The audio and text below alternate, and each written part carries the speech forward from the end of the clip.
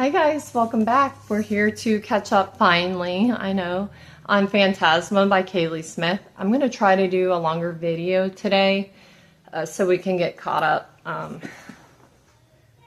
It's that time and you might hear my kids. I'm really sorry if you do. It's his life until I start getting paid and can do this somewhere else. Okay, so we left off on page 258, which is chapter 28. Look, how many pages have you gone through, she wondered. About 200, he answered. I can take over for a while if you need a break, she offered. I just need to get dressed. He snapped his fingers and suddenly she was fully clothed beneath the covers. The silk dress was a sensual burgundy color, like the ripe seeds of a pomegranate, and was definitely more luxurious than anything she had brought with her or ever owned. The bone bodice was molded to her like a second skin and pushed her bosom up in such a flattering way that it managed to give her a semblance of cleavage. The sleeves were draped in a way that hung off her shoulders, and the same meticulous draping detail was featured in the skirts, which had a slit on one side that reached all the way up to the middle of her thigh. She'd never worn anything so risque. He'd even added a matching ribbon to her hair. This is gorgeous, she said as she gazed down at the elaborate garment, brushing her hands over the butter-soft fabric of the skirts. Where's it from?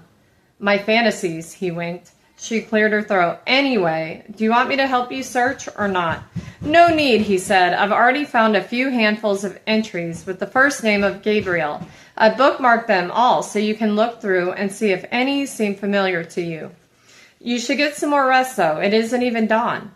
You need another few hours at least. She sighed. I won't be able to go back to sleep now. Plus, my entire sleep schedule has been ruined by this place anyway. Also, a few handfuls? This is going to be a waste of time if there are already that many. I told you it was a common enough name. Not as bad as William or James, though. Humans have gotten increasingly less creative in the past few decades. She snorted and reached out a beckoning hand. Show me the pages you've marked. He made to move the book closer to her when a rippling shriek rattled the hallway outside of her room. She raised her brows at the eerie sound. There's another scheduled hunt going on right now, he explained. I took care of yours before you woke up. She didn't bother to thank him. It was the least he was supposed to do as part of their bargain. Another thing she needed to constantly remind herself of. Hell only knew what sort of perverse violations they committed by having sex with each other with a blood oath in place. Her mother's grave was probably nearing 7 feet deep with how many times she'd made the woman roll over in the past week. She asked, Is there somewhere quieter we can go? The screams are going to give me a migraine. Your wish is my command. He smirked as he took her hand and transported them away.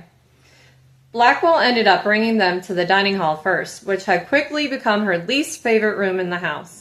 But he insisted on snagging her some food, careful that they were in and out without being caught by any roaming devils or apparitions, since she hadn't managed to digest the last meal she'd eaten. After making sure that was taken care of, he brought her to what she was starting to suspect was his favorite place in the manor, the dusty old drinking parlor. While he toiled over which amber liqueur to pour himself, she sifted through the pages he had dog-eared, tracing her eyes over each letter of every entry of strangers named Gabriel. She waited for one of them to jump out at her, to feel familiar in some way. A part of her even hoped her locket might respond and give her an inkling on which lead to follow, but no such luck. Not a single one of the names inspiring anything. She slammed the book shut in a defeated huff. I'll look through some more the next time you're resting, Blackwell told her as he took a sip from his glass, ice clinking with the movement. What's the use? She shook her head. We should be spending time looking for your key, and even if we did figure out who he was, what would I truly do with the information without Genevieve here? She's the missing piece to this puzzle now. Have the two of you always been so at odds? He asked, genuine curiosity in his tone. You don't make it seem like you're very alike. We aren't, Ophelia admitted, but I never thought we were this far apart. She's kept such intricate secrets from me. I knew she could be a bit impulsive at times, but this is all downright foolish. Perhaps it only seems foolish because you don't have all the pieces of the puzzle, he reasoned. And what fault would that be? She wrinkled her nose. For the last 21 years, Genevieve's made a point of avoiding all things even remotely strange. Our mother's practice, visiting relatives at the cemetery, any mention of our family's magic. But Phantasma, she jumps right into. And then I find out she has an entire social life I've known nothing about. From a contestant here of all people. Her voice grew thicker now. Genevieve and I had an understanding. She got to be the one society considered normal, and I would never once complain about having to take over our family's legacy if she would just let me live that sort of life through her. I don't know when she stopped telling me everything, and it hurts to think that all this time I thought I knew exactly where we stood, and she was somewhere else completely. He steadily sipped from his glass during her rant, not offering any reaction to his expression. But she could tell he was listening to every word intently. When she finally finished, he turned back to the crystal decanter on the bar and replenished his glass. Here, he held the bourbon out to her. Drink. She took the glass. The only thing I've ever really drank was absinthe that my sister and I stole from our mother's liquor cabinet. This ought to be mild comparatively, he told her. Try it. I can only imagine your poor nerves are at their wits' end. She took the glass with a begrudgingly mumble beneath her breath, and he watched in abject amusement as she lifted it to her mouth to take a tentative sip. She felt her expression sour as soon as the brown liquor hit her tongue. Its deep vanilla undertones not enough to mask its burn. He tilted his head back and laughed. Her lips curled again, aghast. How in the hell can you drink this stuff? You learn to tolerate it, he said. Sort of like your personality, she quipped. He smirked and crossed his arms over his chest. Are you admitting I'm not so bad? Never, she answered as she took another sip. The liquid burned all the way down her throat. For what it's worth, he started, being normal is incredibly dull. Almost as dull as living vicariously through someone else. Why rely on your sister to divulge her adventures to you for the rest of your life when you can live your own? Wow. I'm seeing the pink light from that. Let me turn that off real quick. Sorry.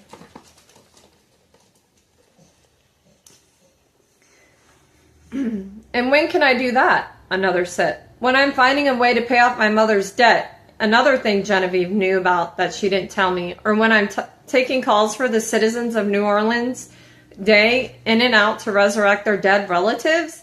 My mother spent her youth traveling and seeing the world before she tied herself down to the family business. I'll never get to do that. Then don't take up your family business, he shrugged. Who's going to die if you decide not to keep it? No pun intended. Me, she whispered into her now empty glass. 20 generations of grim women have taken on the responsibility of being necromancers, and I will be damned if I let any of them down because I'm too selfish to carry on.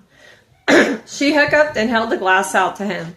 She was beginning to feel all warm and fuzzy, and she wanted more. He obliged. She tipped the glass back, draining it in 3 gulps this time. Well, that's one way to drink bourbon that's taken 3 decades to age, he noted. She held out her glass again. More. Hold on, let me move this a little closer. There we go. About an hour and 2 more glasses later, Ophelia was feeling amazing. Blackwell, however, almost seemed stressed as he ushered her over to the jacquard silk couch in the center of the room, a hand at her waist as she wobbled a bit on her feet. She sank into the couch cushions, a giggle bubbling in her throat as she grinned up at him. I think maybe I'm drunk. He crouched down in front of her until they were eye level. Yes, I think maybe you are. Do you feel any better at least? About what? She questioned, the only thing on her mind, the warmth spreading through her blood in the vibrant emerald of his eyes. Perfect, he smiled, content. She trailed her finger down his cheek. You have pretty eyes. He reached out and cupped her face, brushing his thumb across the apple of her own cheek. So do you.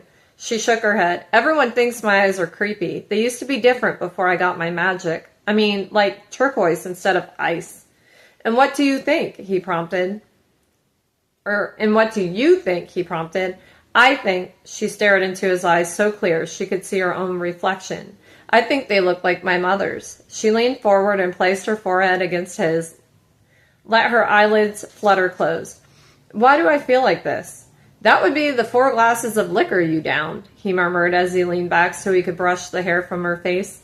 That's not what I'm talking about, she whispered. Then she blinked her eyes open and tilted her chin up until her lips brushed lightly against his. You and I need to sober up before there's any more kissing, he said firmly, pulling away. She tried to protest, but he ignored her, standing to scoop her up and lay her out horizontally on the couch.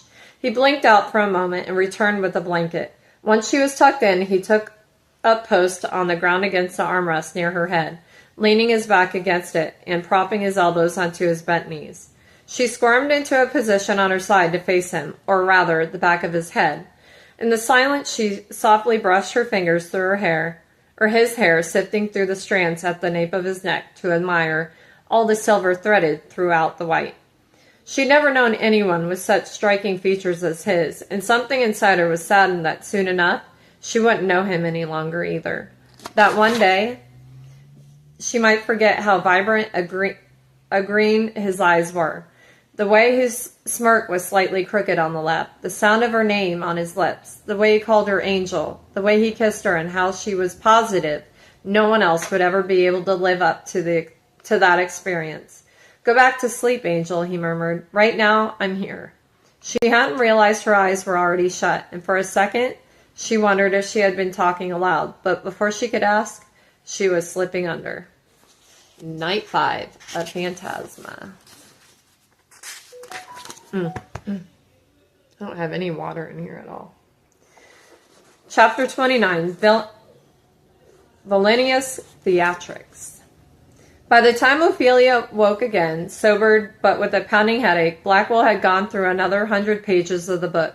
He fixed her a glass of ice-cold water while she gritted through the pulsing in her temples to sit up on the couch, and he took her barrage of insults for pouring her that 3rd and 4th glass of bourbon without complaint. The water will help, or so I've heard, he said. Have you never been hungover, she asked. Not that I can remember, he answered with a smirk. The dead don't get hangovers. She gulped down half the glass. Then, what's it like to have no recollection of anything beyond this place? I feel like that would drive me mad. He shrugged, lifting her outstretched legs so he could sit on the cushion beside her before lowering them back over his lap. I don't know any different, so it's hard to say. What's your earliest memory here? She asked, scooting herself closer to him until her thighs were resting perpendicular atop his.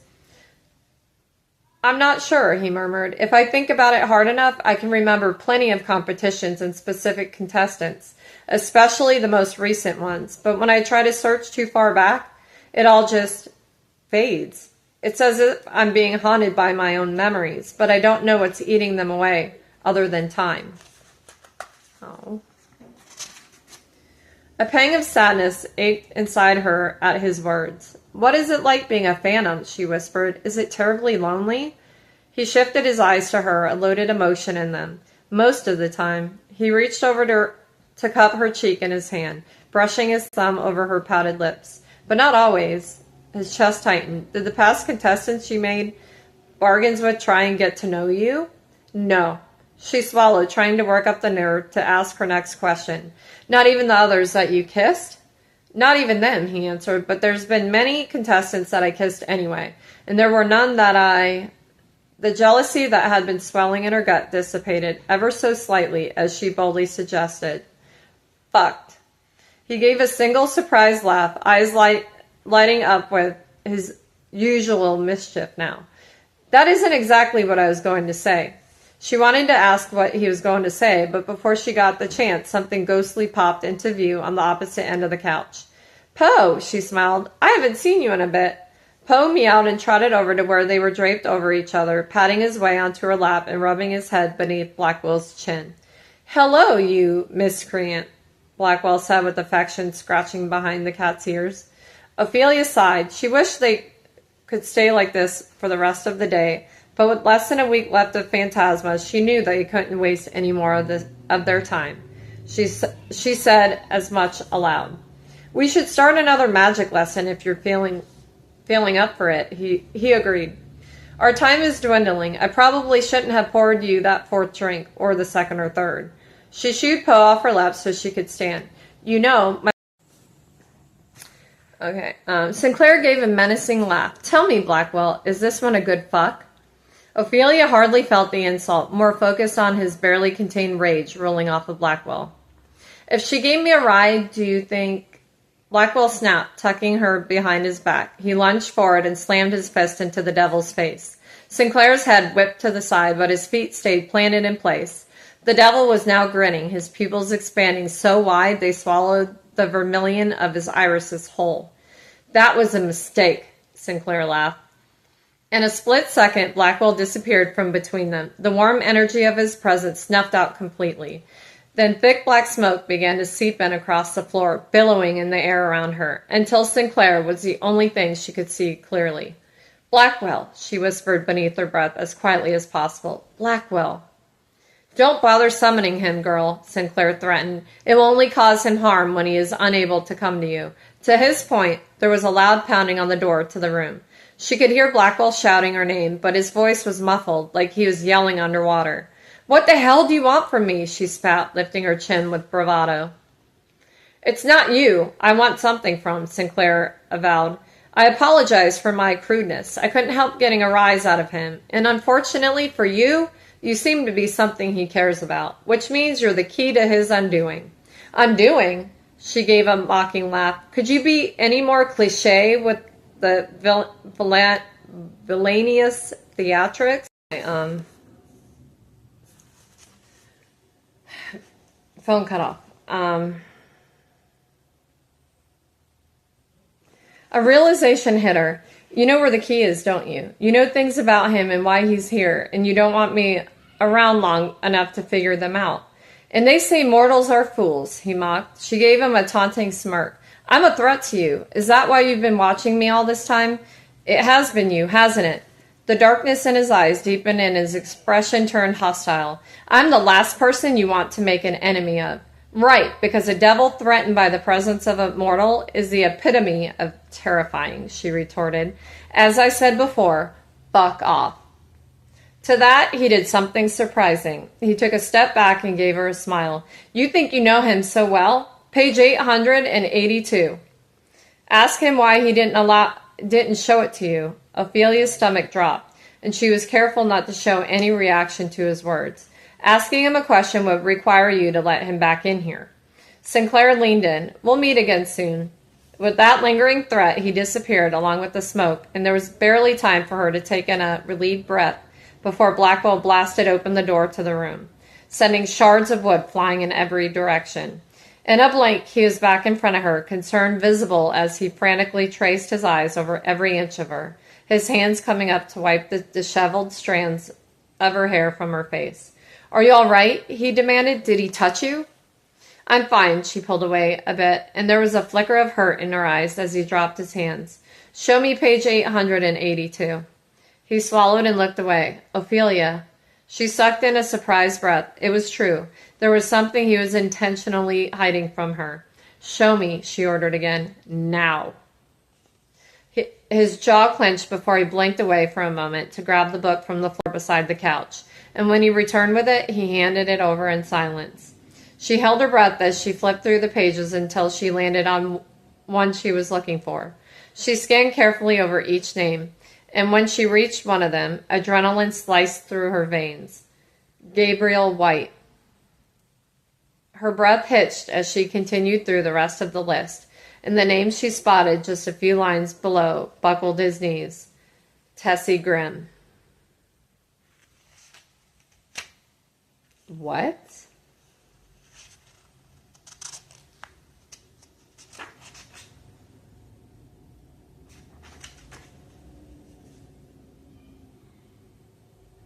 Wow. We are going to stop there for today, and that we left off on page 30, Secrets. It might have not been a whole hour, but oh, guys, I'm tired. I'm so tired. This week has been, I don't even have an answer, and it's not done. But thank you guys for being here, and I absolutely enjoy reading. I enjoy reading when I have a drink. It kind of hurts. But thank you guys for being here. I know some of you listen to me as an audiobook, which is fine. I'm just glad we're doing this together. It's fun. I really enjoy it. So I will see you next time. All right, guys. Bye.